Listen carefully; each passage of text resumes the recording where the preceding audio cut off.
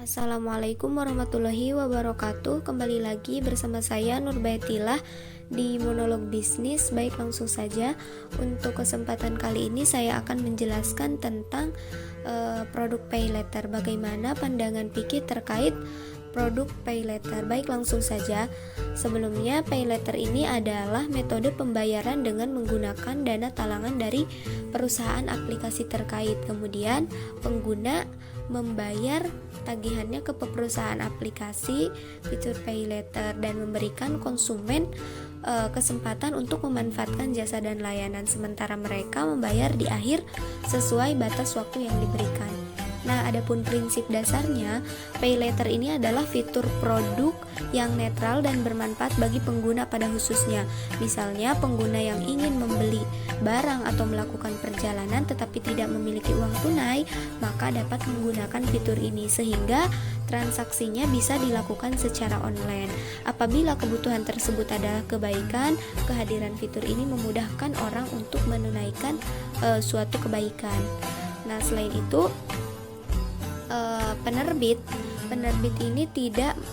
tidak memberikan fasilitas untuk transaksi yang bertentangan dengan syariah, tentunya diantaranya jasa atau barang yang dijual oleh toko melalui fitur pay letter itu jelas barang yang dijual itu halal dan halal.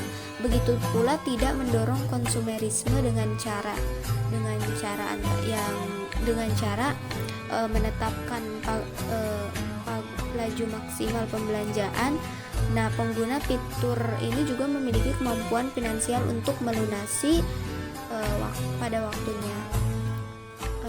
Dan juga selain itu harus terhindar dari transaksi yang ribawi dan transaksi yang terlarang lainnya. Oleh karena itu, penerbit pay letter tidak menjadi kreditor yang mendapatkan keuntungan berupa bunga atas pinjaman kepada pengguna. Di antaranya dengan mengubah fungsi penerbit aplikasi dari kreditor menjadi penjual barang atau jasa. Singkatnya keuntungan perusahaan adalah fee jasa atau margin jual beli dan bukan bunga atas pinjaman. Misalnya membeli makanan berdasarkan pesanan dengan harga tertentu, kemudian dijual dengan harga yang lebih tinggi secara tidak tunai, atau membeli tiket berdasarkan pesanan konsumen dengan harga tertentu dan dijual secara tidak tunai dengan harga lebih tinggi, sehingga keuntungan penjual tersebut adalah margin yang halal dari transaksi tidak tunai. Di antaranya dengan mengenakan fee pinjaman penerbit terhadap toko atas semua kewajiban bayar yang timbul dari transaksi antara konsumen dengan toko. Atas pemberian kafalah, penerbit dapat menerima fee.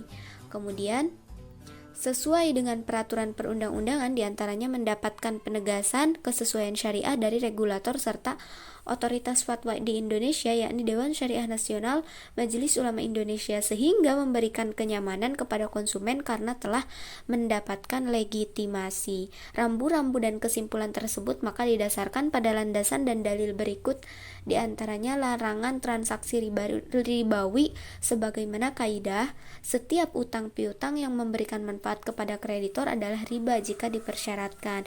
Begitu pula bolehnya penjaminan penerbit aplikasi sesuai dengan pendapat Mustafa Al-Hamsyari bahwa penjaminan dengan imbalan atas jasa kewajiban atau didasarkan pada ju'alah yang dibolehkan dalam mazhab Syafi'i.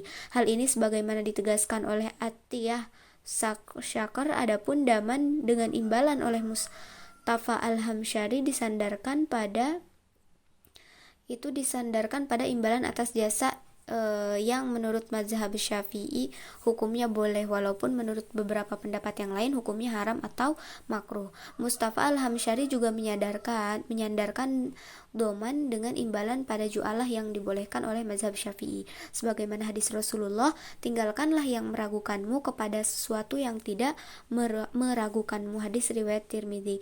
Sebagaimana juga fatwa Dewan Syariah Nasional nomor 54 tahun 2006 tentang Syariah Court dan keputusan Lembaga Fikih Oki nomor 51 tahun 1990 yang memperkenankan harga jual tidak tunai lebih tinggi daripada harga tunai.